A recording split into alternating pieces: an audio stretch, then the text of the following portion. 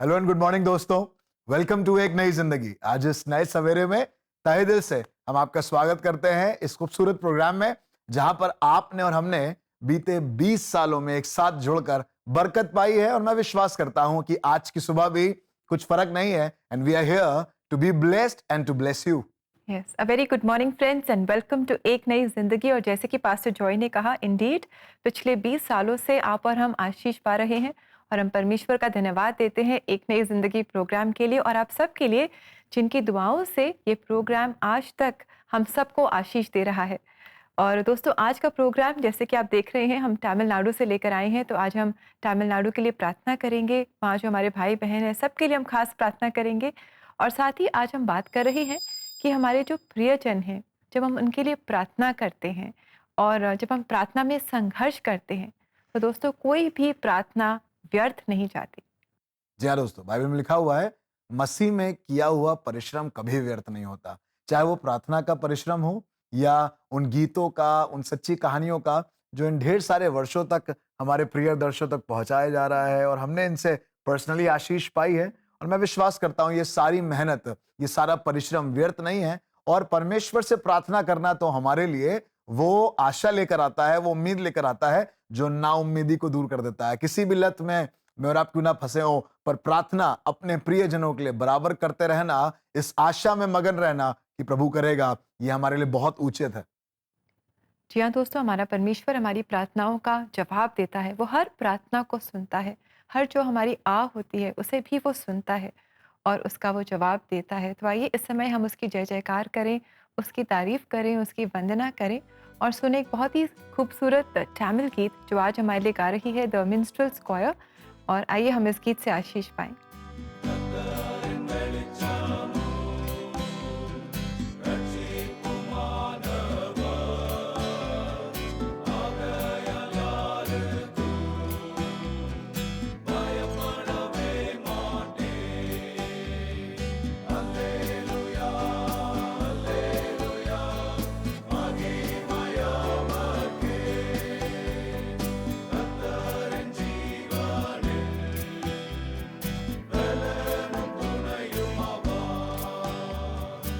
எனக்கு எதிராக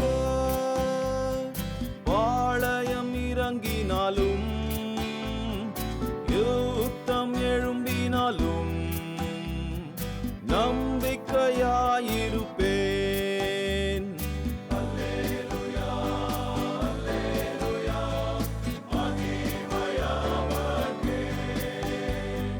கர்த்தரின் ஜீவனில் பலனும் துணையுமாவார்.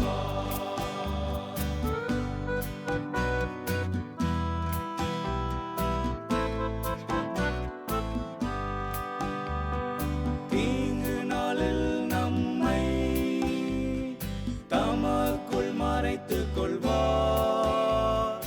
உயர்ந்த கண்மலை மேல் என்னை உயர்த்துவார்.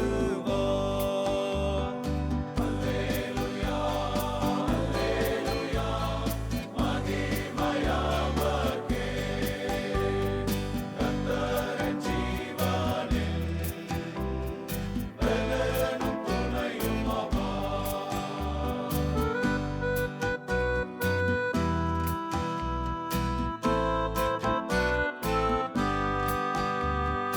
தேவா, என் சத்தம் கேட்டு எனக்குள் இறங்கும்.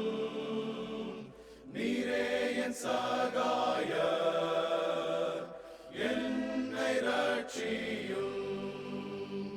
அல்லேலூயா, அல்லேலூயா, மகிமையாவர்க்கே. கர்த்தரின் ஜீவனில் பலனும் துணையுமாவார். கர்த்தரின் ஜீவனில் பலனும் துணையுமாவார்.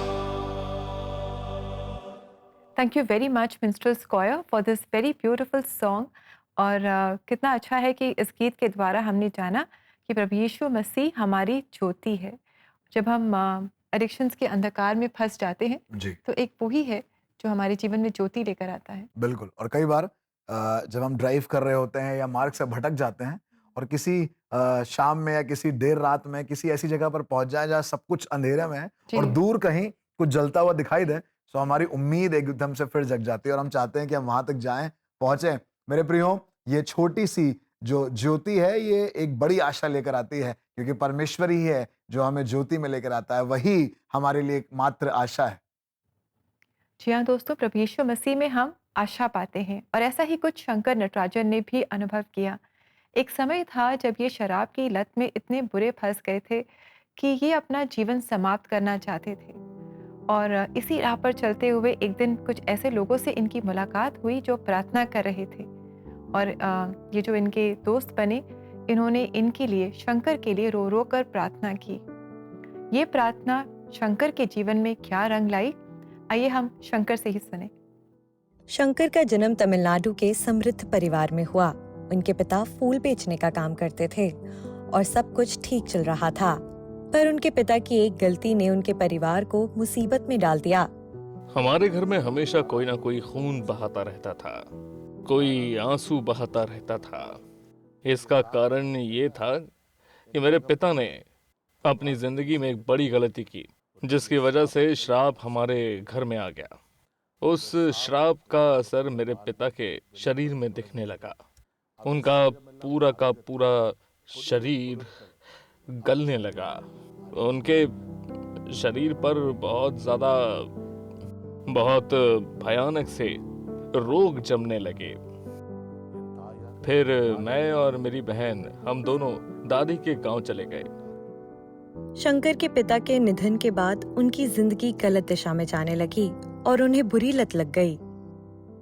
16 साल की उम्र में मेरी थोड़ी संगति खराब हो गई। मैं पूरा शराबी बन गया। मैं हर वक्त पीता ही रहता। मेरे अंदर शराब की लत कुछ इस कदर बढ़ गई थी कि मैं इससे ज्यादा कुछ और सोच नहीं पाता था।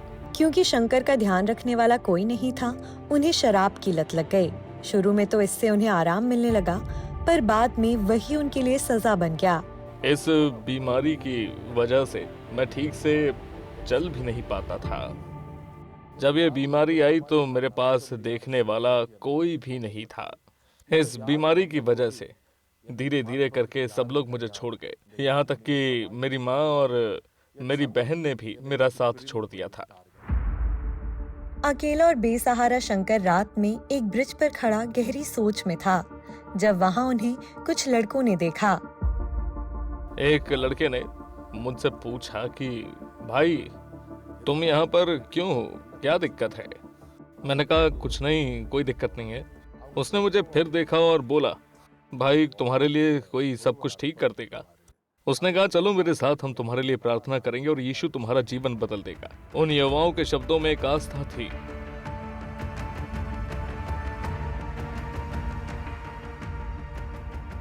उन्होंने गीत गाने शुरू किए। आराधना के बाद मैंने वहां देखा एक लड़का रो रहा था। मैंने वहां उसकी ओर देखा, उसकी आंखों से आंसू बह रहे थे। मैं ये सोच रहा था कि ये आखिर किसके लिए रो रहा है। तभी मुझे समझ आया कि वो युवक मेरे लिए ही रो रहा था। वो कह रहा था, हे प्रभु, अपने इस बेटे को चंगाई दे, इसे छुड़ा ले, इसे इस बीमारी से मुक्त कर। वो मेरा नाम लेकर रो रहा था। जब मैंने उनकी आंखों में आंसू देखे तो मैं भी चुप नहीं रह पाया। मैं भी उनके साथ रोने लगा। मुझे हैरानी हुई कि इस दुनिया में ऐसे भी लोग हैं जो एक दूसरे से इतना प्रेम करते हैं। उस रात मैंने पहली बार चैन की नींद ली थी। अगला दिन आया। मुझे नहीं पता था कि मेरी जिंदगी बदलने वाली है। मेरा शरीर और मेरे पैर बहुत ज्यादा दर्द में थे, जैसा किसी मरने वाले व्यक्ति को दर्द होता है। ये कुछ वैसा ही दर्द था। जब मैं दर्द में था तो एक पुराना दोस्त मेरे पास आया, जो मुझे पहले गलत मार्ग पर ले गया था। उसने कहा, तू कितना दर्द में है, चल मैं तुझे शराब की दुकान ले चलता हूँ, चल तेरे लिए शराब लाता हूँ। जब शंकर शराब की दुकान की तरफ जा रहा था, उसे उन युवाओं की याद आई जो उसके लिए प्रार्थना कर रहे थे। वो क्या था? कल 5 युवा मेरे लिए ही वहां पर प्रार्थना कर रहे थे ना। मैंने उस आवाज को सुना जो मेरे लिए वहां पर प्रार्थना कर रही थी। जब मैंने वो आवाज सुनी तो मेरे पैर धीरे धीरे मुड़ने लगे। मेरे पैर उस जगह को जाने लगे जहां वो लोग थे। जब मैं अंदर गया, मेरे सिर पर एक तेज आग जैसी महसूस हुई।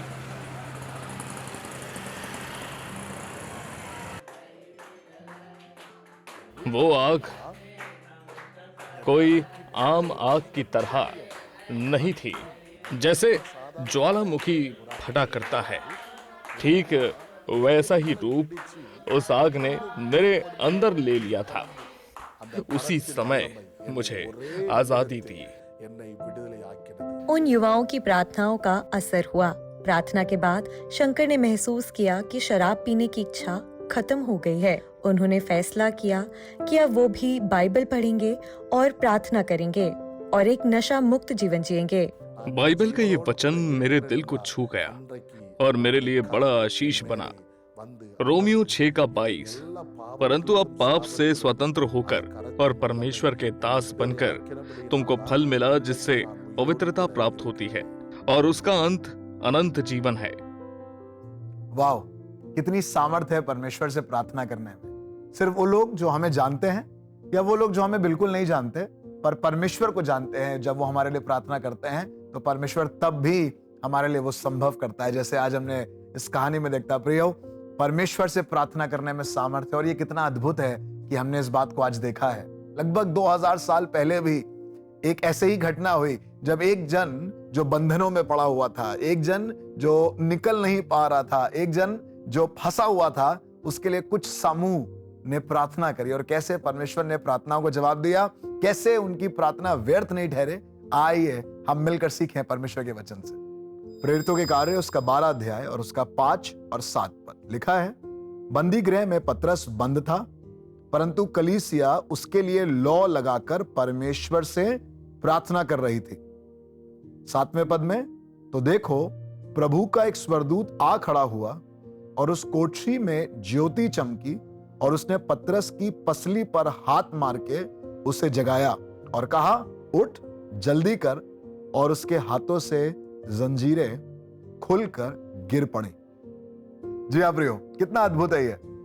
पतरस कोई नशे के लत में नहीं था, लेकिन एक बंधन तो था और उस बंधन में वो अपने आप को फंसा हुआ महसूस कर रहा था। वो पतरस जो आजादी से घूमने के लिए बनाया गया था, ठीक वैसे ही जैसे मैं और आप बनाए गए हैं, पर कई बार किन्हीं परिस्थितियों में, किन्हीं लतों में फंसकर मैं और आप बंधनों में अपने आप को, जंजीरों में अपने आप को पाते हैं। पर यहाँ पर एक समूह है जो प्रार्थना कर रहा है और बाइबल में लिखा हुआ है लॉ लगाकर प्रार्थना कर रहा है। They have not given up the hope। ये एक दिन पतरस बाहर आएगा। परमेश्वर के वचन में लिखा हुआ है स्वर्गदूत आ खड़ा हुआ। जहां लोग नहीं पहुंच सकते वहां प्रार्थना से दूत पहुंच गया और वहां पर पहुंचकर उसने पतरस के पसली पर हाथ मारा। आज आप बहुत मारपीट करके, बहुत गुस्सा करके, बहुत ही जबरदस्ती चाहते हैं कि लत छूट जाए। शायद आपने हाथ भी उठाए होंगे उस प्रिय पर कि आप चाहते हैं मेरा बेटा इस गलत राह में ना जाए, मेरे परिवार के लोग इस रास्ते में ना बढ़े। पर मैं आज आपसे कहना चाहता हूं, आप अपने हाथों को प्रार्थना में उठाइएगा, क्योंकि जब स्वर्गदूत आएगा तो वो पसली पर हाथ लगाकर पतरस को खड़ा कर देता है। वो जो पड़ा हुआ है, वो जो किसी काम का नहीं है, वो जिसके पास अब शायद बहुत निकलने के रास्ते नहीं बचे हैं, वो खड़ा हो जाएगा, क्योंकि बहुत दूर कुछ लोग लौ लगाकर प्रार्थना कर रहे हैं। मेरे प्रियो, आपकी प्रार्थनाएं व्यर्थ नहीं है। आज जो आप प्रार्थना कर रहे हैं अपने बेटे के लिए, अपने परिवार के लिए, अपने पति के लिए, अपने पिता के लिए, परमेश्वर एक समय पर काम करेगा। और लिखा हुआ है जंजीरें निकल गई और पतरस स्वतंत्र हो गया। आज मेरी प्रार्थना है कि जब आप प्रार्थना करें तो परमेश्वर ऐसे ही काम करे, अद्भुत रीति से काम करे, ताकि कैदी रिहा हो, आजाद हो और परमेश्वर की महिमा करें। तो आइए दोस्तों, हम भी इसी तरह प्रार्थना करें, लौ लगाकर हम प्रार्थना करें अपने उन प्रियजनों के लिए जो एडिक्शन से संघर्ष कर रहे हैं। और अगर आप प्रार्थना में सहायता चाहते हैं, ज़रूर आप CBN इंडिया प्रेयर लाइन में हमसे संपर्क करें। हमें बहुत खुशी होगी कि हम आपके लिए या आपके प्रियजनों के लिए प्रार्थना करें। हमारा नंबर है 99 10 40 10 10। जी, और इसी के साथ दोस्तों अब समय है एक बहुत ही छोटा सा ब्रेक लेने का, और ब्रेक के बाद हम एक और सच्ची कहानी आपके लिए खास लेकर आए हैं तमिलनाडु से। तो आप ज़रूर हमारे साथ बने रहें। We will be right back.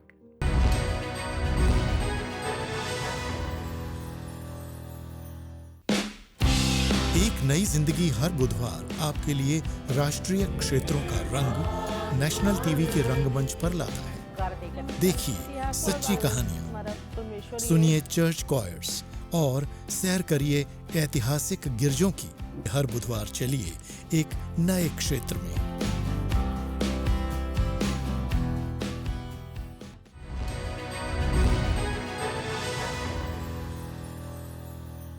Welcome back दोस्तों। आज एक नई जिंदगी प्रोग्राम हम खास आपके लिए तमिलनाडु से लेकर आए हैं और साथ ही आज हम एडिक्शन सीरीज में बात कर रहे हैं कि किस तरह हमें अपने प्रियजनों के लिए प्रार्थना करनी है और प्रार्थना करते रहना है।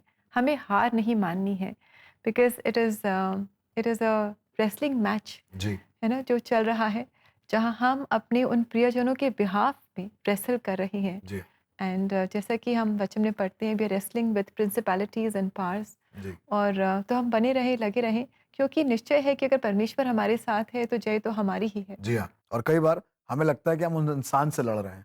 शायद वो हमारे पापा हैं जो उस लत में है, या वो हमारा भाई है, हमारा बेटा है वो उस लत में है, गुस्सा करता है, झूठ बोलता है, बार बार मुंह से गाली निकालता है। पर असल में ये वो नहीं है, पर इनके पीछे वो है जो हमारा विरोधी है और जो उनको भी बर्बाद कर रहा है और रिश्तों को बर्बाद कर रहा है। सो जैसे प्रियो, परमेश्वर के वचन में लिखा हुआ है इफिसियों 6 में कि ये हमारा युद्ध लहू और मांस से नहीं है, पर अंधकार की शक्तियों से है जो सब तरफ प्रबल हैं। पर प्रार्थना के माध्यम से, जैसे आज हमने बात करी, हम जयवंत से भी बढ़कर हैं। जी हाँ दोस्तों, प्रभु यीशु मसीह में हम जयवंत से भी बढ़कर हैं। तो आइए इस समय हम एक और सच्ची कहानी देखें और मुलाकात करें मासेला मनी से, जिनका एक एक्सीडेंट हुआ जिसकी वजह से उन्हें बहुत गहरी चोट लगी और बहुत ट्रीटमेंट के बाद वो ठीक तो हुए, लेकिन फिर वो शराब के आदी हो गए। इनके प्रियजनों ने इनके लिए जो प्रार्थनाएं की, उसका इनके जीवन पर क्या असर हुआ, आइए हम इन्हीं से सुने। 15 साल की उम्र में मासलामणि के साथ एक हादसा हुआ जब उनके दोस्तों के साथ खेलने के लिए वे टेरेस पर जाने लगे और दीवार चढ़ने की कोशिश करते वक्त उनके पैर फिसल गए। मैं बालकनी पर चढ़ा और ऊपर से गिर गया। गिरने के बाद मेरा सर ईंट की दीवार से जाकर टकरा गया और मैं नीचे गिर गया। उन्होंने कहा, इस लड़के के पास सिर्फ 24 घंटे हैं, ये बच नहीं पाएगा क्योंकि इसका काफी खून निकल चुका है। इसके माँ बाप को बुलाकर साइन ले लीजिए। उन्होंने कहा कि अगर ये लड़का मर गया तो एक टोकन भरकर इसे मोर्चरी भेज दो। अब डॉक्टर ये सब बोल रहे थे तो मैं सुन पा रहा था। उन्होंने कहा कि सिर्फ इसके पास 24 घंटे हैं। टाइम हाथों से निकलता जा रहा था और दिन ब दिन मेरा इलाज वहाँ पर चलता रहा और धीरे धीरे ऐसे ही करते हुए परमेश्वर बस मेरे दिन बढ़ाते रहे। ठीक होने के बाद मासलामणि अपनी नॉर्मल जिंदगी में लौट गए, लेकिन वो भूल गए जो कुछ परमेश्वर ने उनके लिए किया था। परमेश्वर ने उनकी किस तरह सहायता की थी। 1 साल के बाद वो गलत दोस्तों के चक्कर में पड़ गए। जब मैं बिजनेस करता था तब मैं बुरी संगति में पड़ गया। मैं शराब का आदी हो गया। जब तक मैं 5-6 लोगों के साथ नहीं पीता, मुझे लगता ही नहीं कि मैंने कुछ पिया है। मैंने बहुत पैसा बर्बाद किया है। मेरा शरीर भी काफी कमजोर हो गया था। उसकी पत्नी जो मासलामणि की शराब की लत से परेशान थी, उसने मासलामणि को अपनी बुरी आदतें छोड़ने के लिए गुजारिश की। पत्नी की बात मानकर मासलामणि ने सोचा कि एक बार चर्च जाकर देखता हूँ। जैसे ही मैं गेट के अंदर गया तो मेरा शरीर कांप रहा था। मैं तो बिल्कुल कांपने लगा। पास्टर श्याम सुंदर के शब्दों ने मुझे बिल्कुल बदल दिया। परमेश्वर ने उनके जरिए मुझसे बात की। मैं बैठा हुआ था। मुझे ऐसा लग रहा था जैसे उनके शब्द सिर्फ और सिर्फ मेरे लिए ही थे। उन्होंने कहा कि तुम गलत जिंदगी जी रहे हो, तुम गलत रास्ते पर हो। जब उन्होंने मुझसे ये शब्द कहे तो मुझे समझ में नहीं आया कि वो क्या कह रहे हैं, लेकिन उनके शब्द मेरे लिए एक सलाह की तरह थे। जैसे जैसे वो शब्द बोले जा रहे थे, मेरे शरीर में कुछ महसूस होने लगा। उसी चर्च में मैं फूट फूट कर रोने लगा। मुझे एक बदलाव महसूस हुआ। मुझे लगा जैसे मेरे शरीर से कुछ बाहर निकल गया। मेरा शरीर हल्का हो गया। मेरी पत्नी जो मेरे पास बैठी थी, उसने मुझे देखा। मैं रो रहा था। उस दिन परमेश्वर ने मेरी जिंदगी बदल दी। परमेश्वर ने एक ऐसे इंसान को जिंदगी दी जिसने अपनी जिंदगी खुद बर्बाद करती थी। उसी दिन मुझे समझ आया। जब मैं घायल था हॉस्पिटल में, तब उसी ने मुझे बचाया था। मैं उस दिन ये महसूस कर रहा था कि अगर मैं 15 साल की उम्र में मर गया होता तो आज मैं ये गवाही देने के लिए जिंदा नहीं होता। ये मैंने नहीं तय किया, बल्कि परमेश्वर ने किया कि ये गवाही बन जाए, और उस दिन से ही मैंने शराब छोड़ दी। मासला मणि ने शराब तो छोड़ दी, लेकिन सिगरेट छोड़ना उनके लिए मुश्किल था। मैंने परमेश्वर से सवाल किया कि मैंने शराब तो छोड़ दी है, पर सिगरेट क्यों नहीं छोड़ पा रहा हूँ। उस रात मैंने 3 सिगरेट पी और थक गया। मैं सच बताऊंगा, मैंने उस दिन के बाद से ही सिगरेट पीना छोड़ दिया। उसके बाद मासला मणि को कभी भी सिगरेट पीने का मन नहीं हुआ और उसने प्रभु की सेवा शुरू कर दी। मेरी पत्नी की प्रार्थना सुनकर अगर परमेश्वर ने मुझे इंसान बनाया है तो ये सिर्फ उसी की ही कृपा है। अब सभी लोगों के लिए इस धरती पर मैं आशीषित व्यक्ति बन गया हूँ, और इस बात से मैं और मेरा परिवार आज बहुत ही खुश हैं। मैं आशा करता हूँ कि मेरी तरह आपको भी यीशु का आशीष मिले। दोस्तों, हमने देखा कि प्रार्थना में कितना बल है, कितना सामर्थ है। जब हम परमेश्वर के पास आते हैं और अपने जो प्रियजन हैं उनके लिए हम गिड़गिड़ाते हैं, प्रार्थना करते हैं, तो हमारी प्रार्थनाओं का जवाब हमने अपनी जो प्रियजन है उनके जीवन में दिखाई देता है। तो दोस्तों, आप भी हमें बताएं कैसा लग रहा है आपको ये रीजनल एपिसोड, अपनी मातृभाषा में, अपनी भाषा में वहीं की गवाहियों को जब आप सुनते हैं। If you are being blessed, आप जरूर से कमेंट सेक्शन में हमें बताएं और हमें प्रोत्साहित करें, ताकि हम भी ऐसे ही ढेर सारी कहानियों को हिंदुस्तान और अलग अलग जगहों से आपके लिए लेते आए, ताकि आपको इससे आशीष मिलती रहे। और दोस्तों, इसी के साथ अब समय आ गया है कि हम लेंगे एक बहुत ही छोटा सा ब्रेक। नहीं, ब्रेक नहीं। सुनिए, आपने अभी बताया नहीं हमें कि हमें कुछ मुबारकबाद मिल रही है कि नहीं मिल रही है, क्योंकि मुबारकबाद मिलती है तो दिल को बड़ा सुकून मिलता है। तो आप जरूर से बताइए, कोई है जो हमें मुबारकबाद दे रहा है आज? जी बिल्कुल, कोई है जो हमारे लिए एक बहुत ही खूबसूरत मुबारकबाद का मैसेज लेकर आए हैं और आशीष लेकर आए हैं। तो आइए दोस्तों, इस समय हम मुलाकात करें आश्विन धैर्यम से, जो शुभ संदेश इस चैनल के ओनर हैं, और ये आज हम एक बहुत ही खूबसूरत कॉन्ग्रेचुलेटरी मैसेज दे रहे हैं। तो और ये तमिलनाडु से हैं, तो आइए हम इनसे सुने। 20 years, there's so much work has gone behind it. But more than that, it shows just one thing, that God is behind Ek Nayi Zindagi. So enjoy the program, share it with others, and get blessed.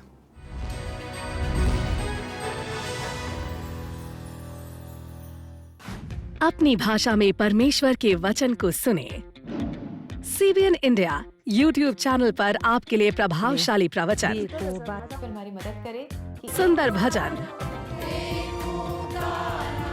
और शक्तिशाली गवाहियां लेकर आया है। अब आपकी अपनी भाषा में भारतीय क्षेत्रीय भाषाएं जैसे हिंदी, पंजाबी, लद्दाखी, गुजराती, तमिल, मलयालम, नागमीज और भी कई भाषाओं सहित भारत के पड़ोसी देश की भाषाएं जैसे सिंहला और नेपाली में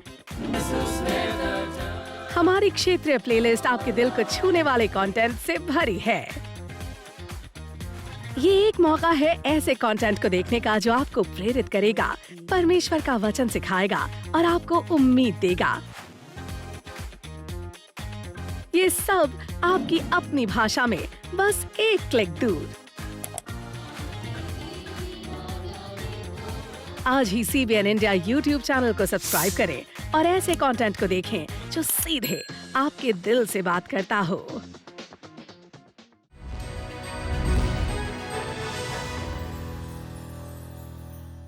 वेलकम बैक दोस्तों, एक नई जिंदगी प्रोग्राम आज हम खास आपके लिए तमिलनाडु से लेकर आए हैं। आज तमिलनाडु के लिए प्रार्थना करें और खास तौर से अपने उन प्रियों के लिए प्रार्थना करें जो किसी भी तरीके की लत में है, चाहे वो किसी चीज को देखने की, किसी चीज को बोलने की, किसी लत में आज पड़े हुए हैं, किसी सब्सटेंस में पड़े हुए हैं। मुझे नहीं मालूम, पर आपको मालूम है। आप वहां से पुकारें। आइए मिलकर परमेश्वर से प्रार्थना करें। जीवित परमेश्वर पिता, में मालूम है कि आप हमें खींच लेते हैं प्रभु। आपके वचन में हमने पढ़ा है, जब पतरस ने उस जन्म के लंगड़े को अपना हाथ दिया तो तुरंत उसके टखनों में बल आ गया। प्रभु, हमें मालूम है ये वही पतरस है जो एक समय पर खुद जेल खाने में था और कलीसिया लॉ लगाकर प्रार्थना कर रही थी। प्रभु, आज बड़े बोझ के साथ, प्रभु आज बड़े नम्रता और दीनता के साथ हम आपके सामने आते हैं और अपने उन तमाम प्रियों को जो हमारे परिवारों में है, हमारी कलीसिया में है, हमारे समाज में है प्रभु, जिनको हम देख रहे हैं कि अपनी जिंदगी को किसी ना किसी लत में फंसा कर बर्बाद कर रहे हैं प्रभु। आज प्रभु जंजीरों में जकड़े हुए हैं प्रभु अपने आप को, आज प्रभु पस्त हो गए हैं, बहुत हाथ पैर मार लिए पर कुछ नहीं हो रहा है, बहुत सी मेडिकेशन कर लिया है पर कोई सफलता नहीं मिल रही है, बहुत से काउंसलिंग हो गए हैं पर कोई रिजल्ट नहीं आया प्रभु। मालूम है ना तो बल से ना शक्ति से पर आपकी आत्मा के द्वारा। इसी समय मैं प्रार्थना करता हूं अपने एक एक प्रिय के लिए जो हमें देख रहे हैं, अगर उनके परिवार में कोई ऐसा जन है प्रभु, आज वो और हम मिलकर एक आत्मा एक मन होकर कहते हैं प्रभु, यीशु मसीह के नाम से स्वतंत्रता, पूर्ण स्वतंत्रता प्राप्त हो। कोई भी लत, किसी भी तरीके का बंधन, किसी भी तरीके की जकड़न प्रभु परिवारों को या व्यक्तिगत जिंदगियों को जकड़े ना रहे, पर आपके नाम से हमारे प्रिय स्वतंत्र ठहरे, जैसे प्रभु आपने परमेश्वर के वचन में ढेरों लोगों के जीवन में किया। आज हमने इस बात को सीखा प्रभु। हम साथ ही साथ प्रार्थना करना चाहते हैं एक सुंदर प्रदेश तमिलनाडु के लिए प्रभु, यहाँ के लोगों के लिए प्रभु, यहाँ की संस्कृति सभ्यता के लिए प्रभु, यहाँ की प्रभु यीशु मसीह लोगों के लिए, यहाँ के व्यवसाय के लिए, यहाँ के प्रदेश की सरकार के लिए प्रभु, एडमिनिस्ट्रेशन के लिए प्रभु, तमाम लोग जो तमिलनाडु की बेहतरी के लिए काम कर रहे हैं प्रभु, आज उनको हम तेरे नाम से प्रभु बैक करते हैं। यीशु के नाम से कहना चाहते हैं हमारी प्रार्थनाएं तमिलनाडु और वहां के हमारे प्रिय तमिल भाइयों के लिए, बहनों के लिए प्रभु एक बड़ा सोर्स ऑफ बूस्टिंग हो और एनकरेजमेंट हो प्रभु, ताकि जिस काम में वो लगे हुए हैं प्रभु, उस काम में प्रभु आप उन्हें सफलता दें प्रभु। वहां के लोगों पर आपका अनुग्रह हो प्रभु, वहां के सब काम पर, कार्यशैली पर आपका अनुग्रह हो। और आज धन्यवाद देते हैं प्रभु कि हम प्रार्थना के माध्यम से, चाहे दूर हो या पास हो, हम एक दूसरे के लिए प्रार्थना कर सकते हैं प्रभु। और प्रार्थना प्रभु हमें उन दरवाजों तक पहुंचाती है जो हम अपनी सामर्थ्य से नहीं पहुंच सकते। ना केवल दरवाजों तक पहुंचाती है पर हमारे लिए बंद दरवाजों को भी खोलती है। यीशु के नाम से आज हम इस प्रार्थना को मांगते हैं, सुनिए और ग्रहण कीजिए। आमीन आमीन। प्रियो, प्रार्थना में सामर्थ है और जब आप प्रार्थना करेंगे, बोझ के साथ प्रार्थना करेंगे, तो परमेश्वर झुककर प्रार्थनाओं को सुनने वाला परमेश्वर है। इसलिए दोस्तों हम प्रार्थना करते रहें और प्रार्थना करने में हम कभी हार न माने। आइए इस समय हम देखें आज के लिए परमेश्वर का जीवित सामर्थी वचन। हम भले काम करने में हियाव न छोड़ें, क्योंकि यदि हम ढीले न हों तो ठीक समय पर कटनी काटेंगे। गलातियों 6:9 वचन। दोस्तों, कई बार प्रार्थना करने में हम ढीले हो जाते हैं और क्या ही खूबसूरत ये शब्द है, ढीले हो जाते हैं। हमें लगता है अब तो कुछ हो नहीं रहा है, पर बाइबल में लिखा हुआ है जब हम करते रहेंगे तो ठीक समय पर कटनी काटेंगे।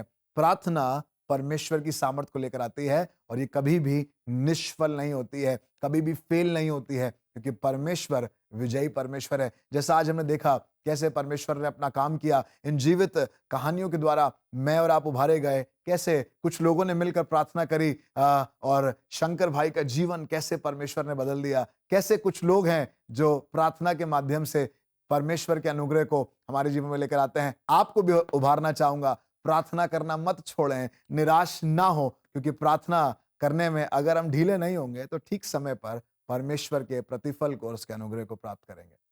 जी हाँ दोस्तों, प्रार्थना में आप परिश्रम करते रहें, क्योंकि परमेश्वर में किया गया कोई भी परिश्रम कभी व्यर्थ नहीं जाता। Our labor in the Lord is never in vain. दोस्तों, अब समय है आपसे इजाजत लेने का। कल हम फिर आपसे मुलाकात करेंगे और ढेर सारी बातों पर चर्चा करेंगे, सीखेंगे, प्रार्थना करेंगे और साथ ही साथ पूछेंगे पहचान कौन में आपसे एक बहुत ही बेहतरीन सवाल। So see you tomorrow. Until then, God bless you दोस्तों। God bless you, friends.